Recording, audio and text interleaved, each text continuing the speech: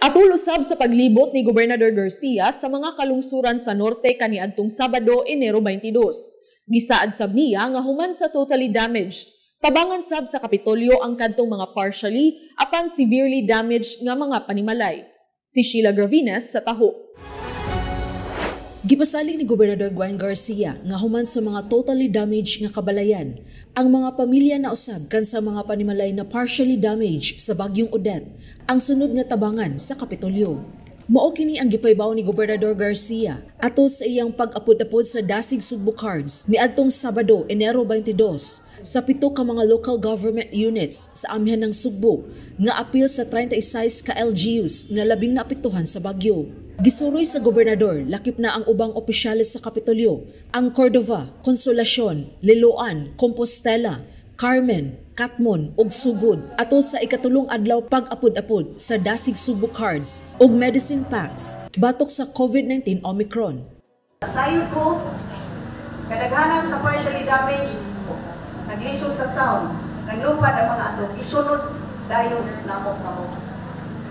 Apan ato i-segregate kina ay naglupad ang ato, partial. Naasay nalumping ang gutter, partial niya po na. So ato nang i-segregate. Kay dili po makiangayon. Kaparehason ang tanan, hindi man parehas o kahimtang.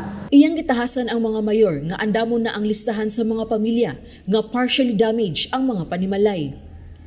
Iya sa gipasabot ang katawhan sa katuyuan sa Kapitolyo kung nganong gipaagi og card og dili salapi ang paghatag og ayuda sa mga pamilya nga nangagusbat ang ilang mga balay sa kalamidad.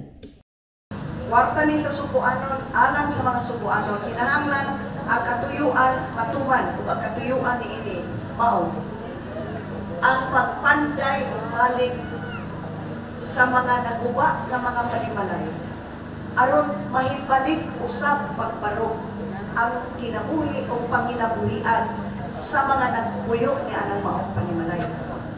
Gipasabot usab ni Garcia nga ang maong 8,000 pesos nga sulod sa Dasig Sugbo Cards nga gikan sa Kapitolyo, lahi sa 5,000 pesos nga ihatag sa national nga kagamhanan pinaagi sa Department of Social Welfare and Development kun DSWD. Dili ni ang 5,000 sa DSWD o sa national government ha. Dili ni mao. Wa ko'y labot ato. Kini gikan ginis probinsya sa Sugbo. Gikan is panudlanan sa Cebu Provincial Government. Sheila Gravines, Balita sa Sugbo.